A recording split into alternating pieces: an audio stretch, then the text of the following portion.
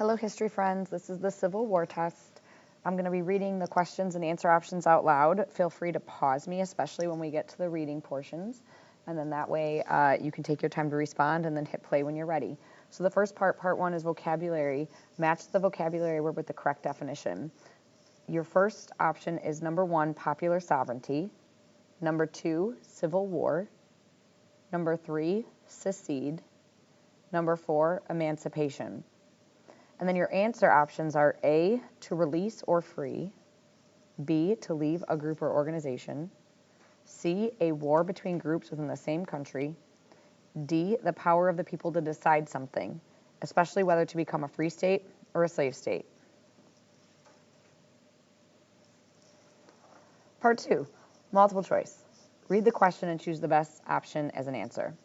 Number 5, this type of transportation gained popularity in the early 1800s because people enjoyed how quickly they were able to get from one place to another, especially California. Was that streetcars, boats, or railroads?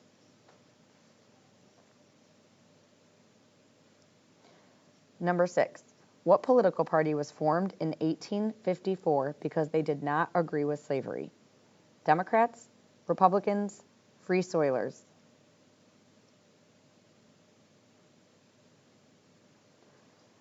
Number 7, the fighting that broke out in Kansas following the Kansas-Nebraska Act is referred to as Bleeding Kansas, Killing Kansas, Civil War Kansas. Number 8, in 1858, Abraham Lincoln challenged Stephen Douglas to what? Did he challenge him in the House of Representatives? Did he challenge him to a series of 7 public debates? Or did he challenge him to forbid new slavery in the new states?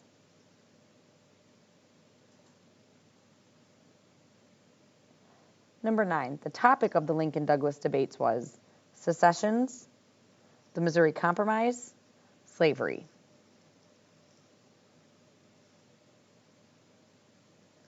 Who will win the presidential election of 1860? John Breckinridge, Abraham Lincoln, Stephen Douglas.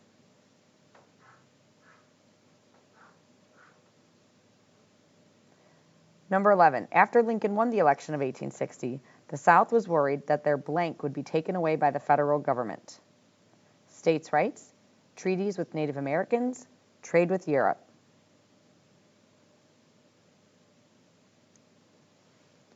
Number 12, before Lincoln took office, several southern states had done what? A, begun fighting the Civil War, B, seceded from the Union, or C, decided they would join the North.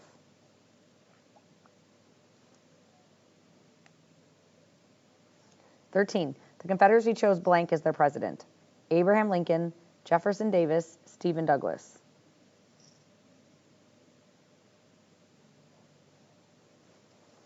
Where did the Civil War officially begin? Bull Run, Gettysburg, Fort Sumter. Number 15, when the Civil War began, what was Lincoln's main goal? To abolish slavery, to restore the Union, or to punish the South?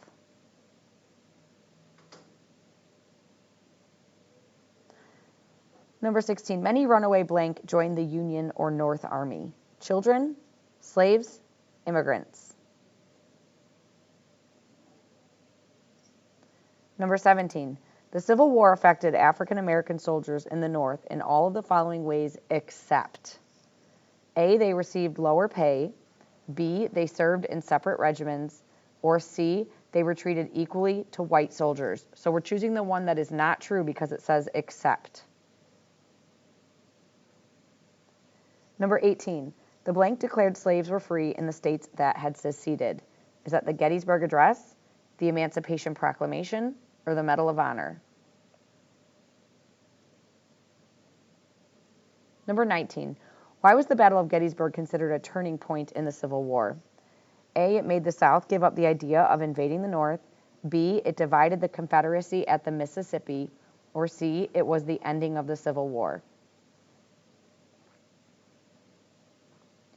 20, how did General Sherman's army destroy the South? A, destroyed everything in his path through total war, scorched earth. B, forced Southerners to join the Union Army. or C, retreated to the north? 21. The final surrender of the Confederate Army of Northern Virginia took place here. A, the White House. B, the Capitol Building in Richmond. C, the Appomattox Courthouse. 22. The Civil War hurt the South economically by leading to the collapse of its A, waterway system, B, plantation system, or C, textile mills. 23. What did the 13th Amendment do?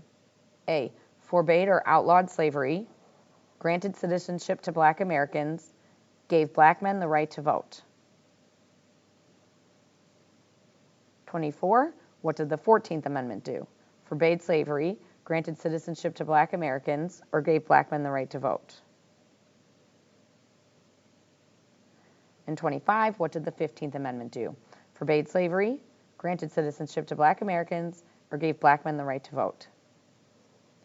When you're done with your multiple choice, jump on down to part 3, which is matching the Civil War strategy with an influential person with their description.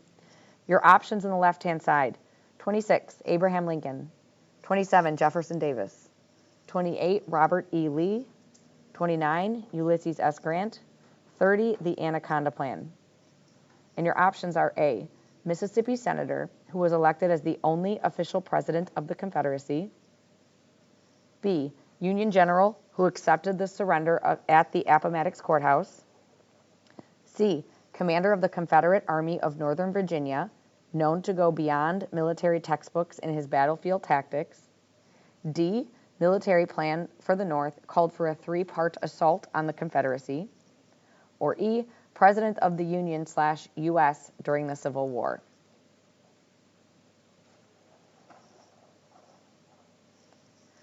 All right, the next part of our test is the reading, the primary source reading. This is General Robert E. Lee's farewell.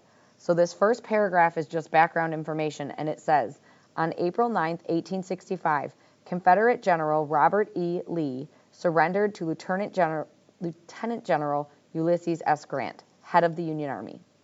This surrender would end the Civil War. Many of Lee's soldiers were angry and distressed at this action. Lee was concerned that his soldiers would not stop fighting. The next day, General Lee issued this farewell to his army. So here's the primary source. This is what he said. I need not tell the brave survivors of so many hard-fought battles who have remained steadfast and loyal to the last, that I have consented to this result from no distrust of them, but feeling that valor and bravery and devotion could accomplish nothing that could compensate for the loss that must have attended to the continuance of this contest. I determined to avoid the useless sacrifice of those whose past services have endeared them to their countrymen. By the terms of the agreement, officers and men can return to their homes and remain until exchanged. You will take with you the satisfaction that proceeds from the consciousness of duty faithfully performed, with an unceasing admiration of your devotion to your country, and a grateful remembrance of your kind and general consideration for myself. I bid you all an affectionate or kind farewell. Your questions are on the right-hand side. 31. Why did Lee feel he needed to write this address or speech? So check out the background information. Why did he feel like he needed to write this?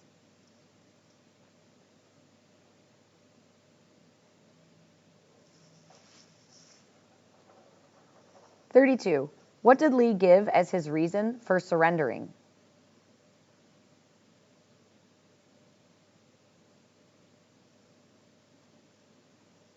"33. How did Lee's soldiers feel about the surrender?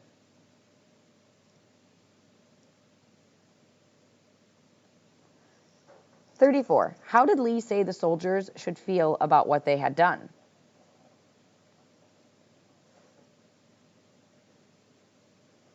And 35. What did you learn about General Lee's relationship with his army by reading this passage?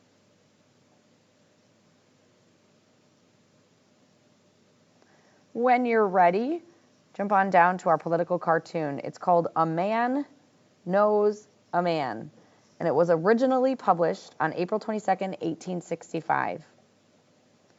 At the bottom it says, "Give me your hand, comrade. We have each lost a leg for the good cause, but thank God we never lost heart." So you can see that both of these men have lost a leg, that there's been an amputation, for those of you who maybe watch those amputation videos. But then also pay attention to the fact that they're shaking hands. And let's look at the differences and the similarities between these two soldiers. When you're ready, I want you to answer question 36. Explain the message or main idea of this cartoon. So what point is the cartoonist trying to make?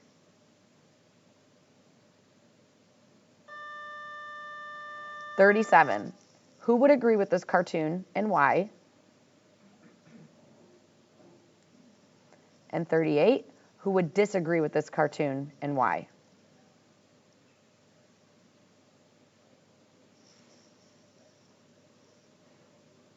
Once you've finished with the cartoon portion, it's time for the essay, the last part of the test. So the directions say, please choose one of the following topics to write about as an essay for your test. It will be worth 10 points. Essay responses should be 5 sentences. That means I need to see 5 periods. And it must include all aspects of the question. So you have 11 to choose from. I'm going to briefly read through them. For number 39, you will write down the number that you are writing about. And then 40, you actually write your 5 sentences. So in chapter 14, your first one, number 1, you could write to describe the Kansas-Nebraska Act. 2, explain why the state of Kansas was an issue for pro-slavery and anti-slavery forces. 3, explain the importance of the Lincoln-Douglas debates. 4, explain the importance of the election of 1860. 5, explain the events leading up to the Civil War or causes of the Civil War. 6, describe the preparations and plans of the North and the South. 7, describe the major events and identify important people in the Civil War. 8, explain the Emancipation Proclamation and some important battles of the Civil War. Number 9, explain how the Civil War ended. 10, describe the losses of the Civil War. And 11, explain the roles that women and slaves or freed slaves fulfilled during the Civil War. Once you're finished with your 5 sentences, please double check that you've answered all the other questions, and then you can hit submit.